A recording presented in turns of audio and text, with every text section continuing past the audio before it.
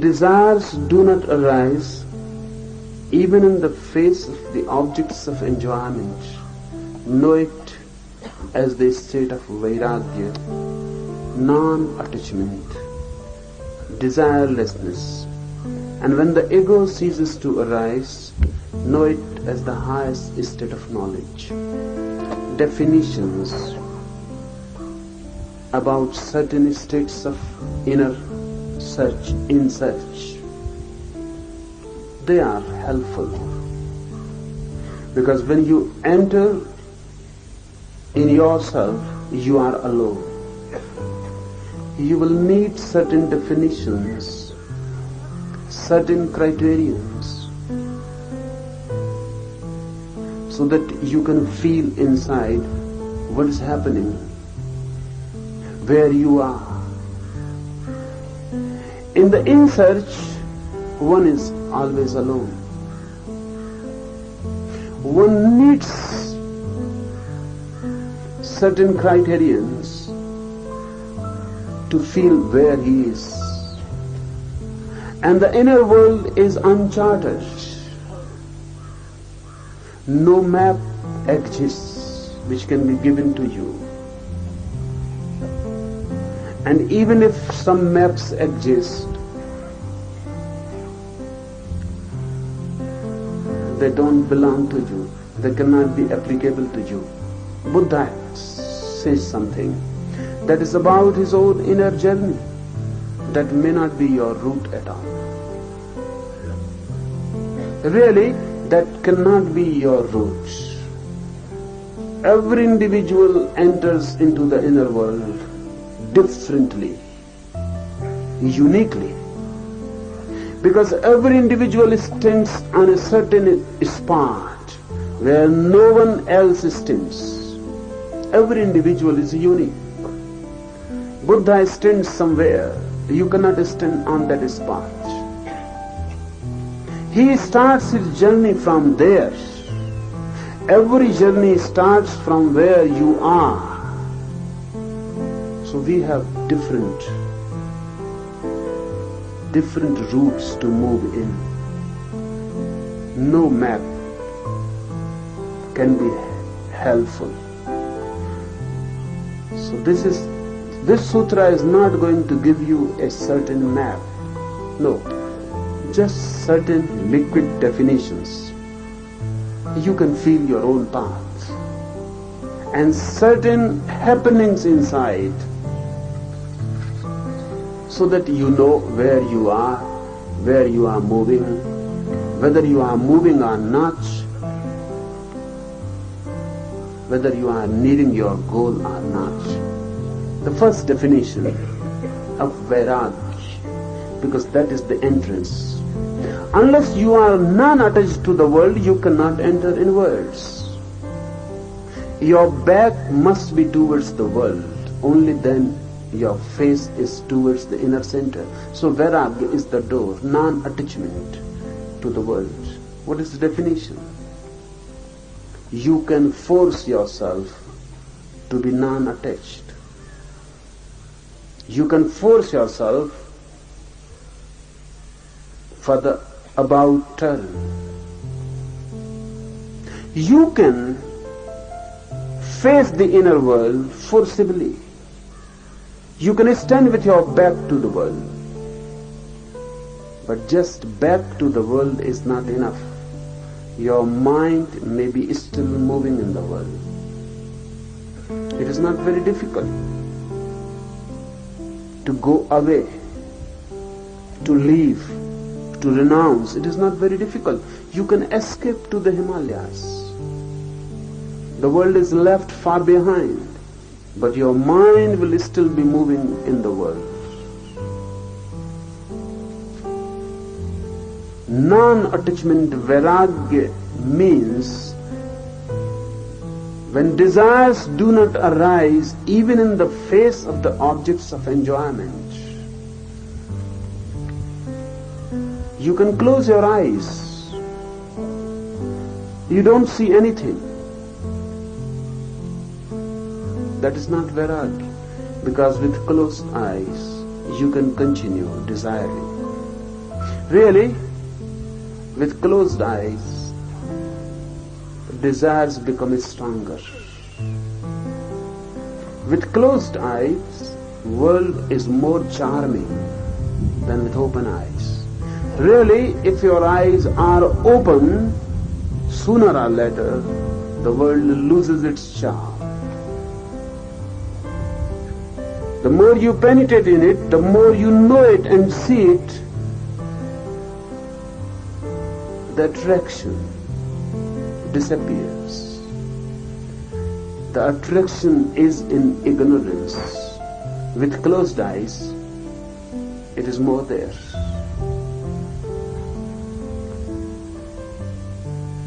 Non-attachment is authentic. If your eyes are open and objects of enjoyment are there and no desire arises in you. A naked, beautiful woman is before you and no desire arises. Tantra has used this sutra. Tantra is based on this sutra. Tantra says, do not escape because you cannot escape your mind. And the real problem is not the world of objects, the real problem is the mind. So wherever you go, you will be there. And you are the problem. And how can you escape from yourself? Go anywhere, the mind will be there. You can escape from the world, but not from the mind, and mind is the real world. So Tantra says, do not move away. Rather, go deep in the world, fully conscious, with open eyes, aware of the desires moving in. Look at the world deeply. So Tantra has developed its own techniques.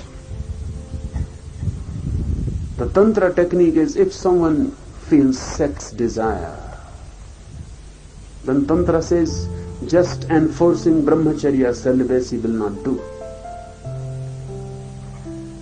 If you force on someone celibacy, if he takes a vow that now I will remain celibate, he will simply suppress sexuality and nothing else. And suppressed sex is dangerous, more dangerous than ordinary sex. Then the whole mind will become sexual. The suppressed energy will move inside. It cannot go out, so it moves more inside. It creates grooves. It becomes cerebral. The whole mind becomes sexual. The sex center gathers more and more energy, and ultimately the whole body becomes a sex center. Tantra says this is not the way to go beyond sex. This is stupid. Tantra has its own scientific techniques. Tantra says, okay, there is desire, there is sex, then move into sex, but move fully conscious. That is the only condition.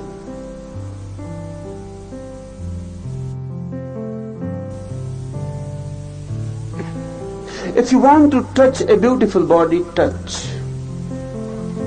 but remain conscious, alert that you are touching the beautiful body. And then when you are touching, analyze your touch. What is happening? Observe your touch. What is happening? If you can observe your touch, the touch becomes futile, absurd, stupid. Nothing is happening. Nothing is happening. So Tantra has techniques. Look at a beautiful naked body. Observe. And observe inside what is happening. The desire arises. Observe the desire. And observe the naked body. And really, with a naked body, with full alert mind. Sex is neither suppressed nor indulged, it simply disappears. It may look contradictory, but bodies have become so important only because of clothes. Clothes are deeply sexual. They give to the bodies a charm, a hidden charm, a secret attraction which is not there at all. Bodies are just bodies. You hide them, and the very hiding creates a desire to look at, to see.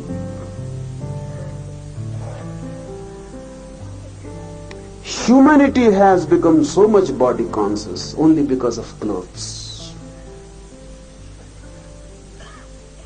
The clothes create a secret desire to unclothe, to undress. I was reading Oscar Wilde's memoirs.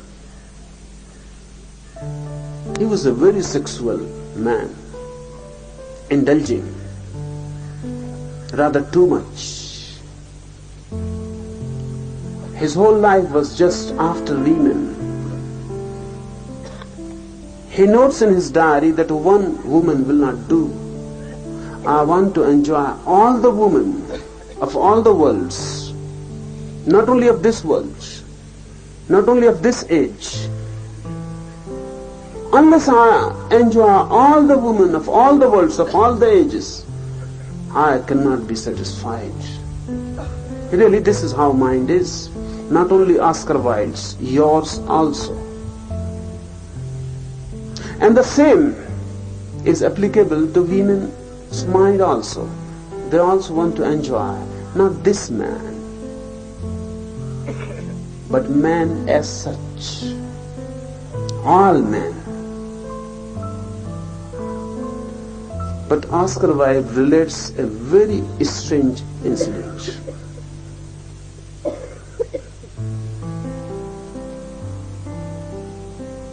He was so much mad in his sexual desire that any woman passing on the street and he will become attracted. Then for the first time, he went to a prostitute. And the woman was really beautiful, with a very proportionate body, alive, young, fresh. And the moment Oscar Wilde entered her room, she immediately undressed. She was a prostitute. And the very act of her undressing, and Oscar Wilde says, my desire disappeared for the first time. And the woman was rare, not just ordinarily beautiful and charming, a rare beauty. But the very act of her undressing immediately, and Oscar Wilde notes, my desire disappeared. Seeing her body naked, there was nothing hidden, and the attraction dissolved. Not only that, he couldn't love the woman. The erection will not come. He tried and tried, and the more he tried, he began to perspire. And he was young and healthy and strong. What has happened? The undressing killed the desire. Any desire becomes futile if you observe it, if you know it in its totality. Tantra says, do not escape. Rather be aware and move in the objects of enjoyment. And one day suddenly all the objects lose their charm. This sutra says this is the definition of vairagya. Even in the face of the objects, when enjoyment, when desire do not arise, no, this is the state of vairagya. Non-attachment, and when the ego ceases to arise, know it as the highest state of knowledge. This is the criterion for knowledge, wisdom. When there is no ego, when ego doesn't arise. Ego can arise in any situation. The ego is very subtle and the ways are very mysterious. By anything, ego can feed itself. You meditate, and through your meditation, your ego can be strengthened. I am a meditator. And the whole point is lost. The whole meditation is lost. I am a religious man. I go to the church every Sunday. Never miss. The ego has arisen. It has taken a religious shape, but the shape doesn't matter. I fast, or I take a certain food, I do this or that, any ritual, I do yoga, whatsoever. If you feel that your I is strengthened, no, you are not on the path of knowing. You are falling down into ignorance. Go on observing whatsoever you are doing. Do one thing continuously. Go on observing whether your ego is strengthened by it.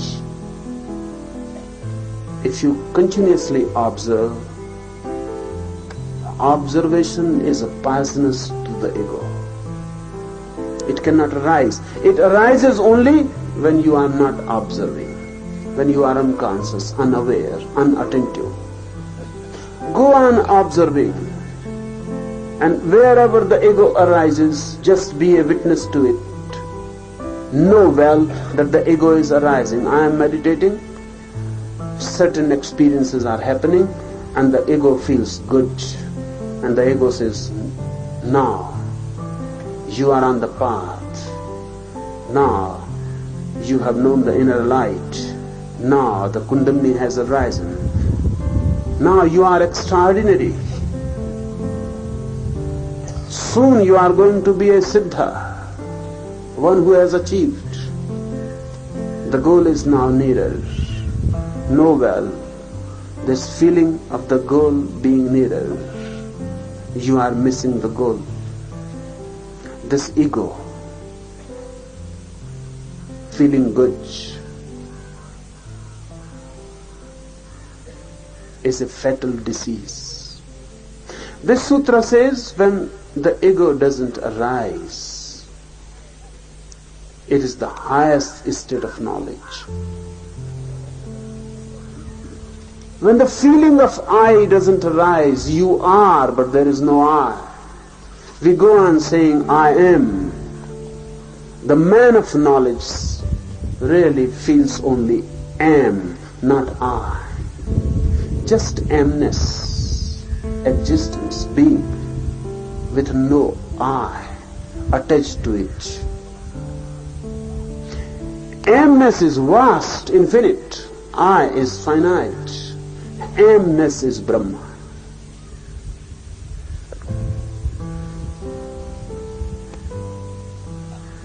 When there is no I, when there is only simple amness, when the I is dead, this state is known as the state of a Jivan Mukta, one who has achieved freedom in life,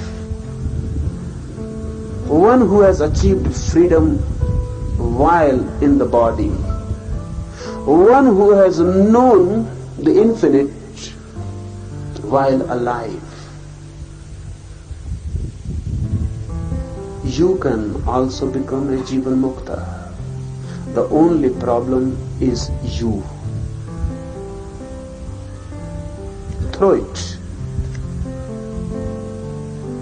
And you are.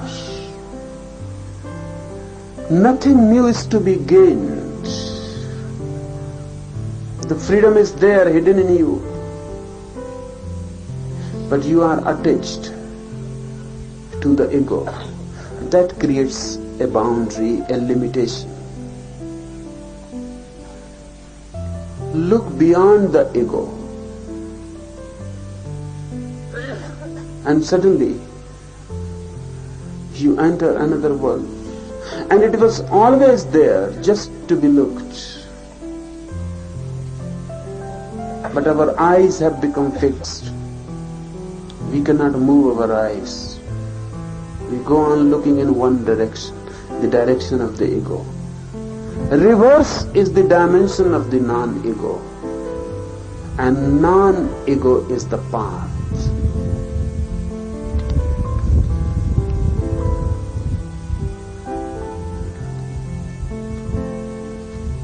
One who has no egoistic feeling in respect of his body and the senses, and besides has ceased to think in terms of me and mine in respect to other objects, is called Jivan Mukta. Egolessness is Jivan Mukti. Egolessness is a great death. When you die, only your body dies.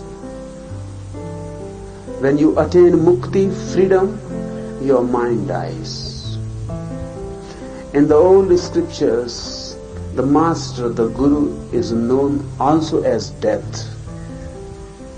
Acharyo Mrityu. The teacher is death, great death. He is, because through him, your ego dies. He kills you in a way, he is death, in a way, eternal life. Because when the ego is no more, for the first time, you are. Die to be reborn. Jesus says that whosoever loses himself attains, and whosoever clings to himself loses.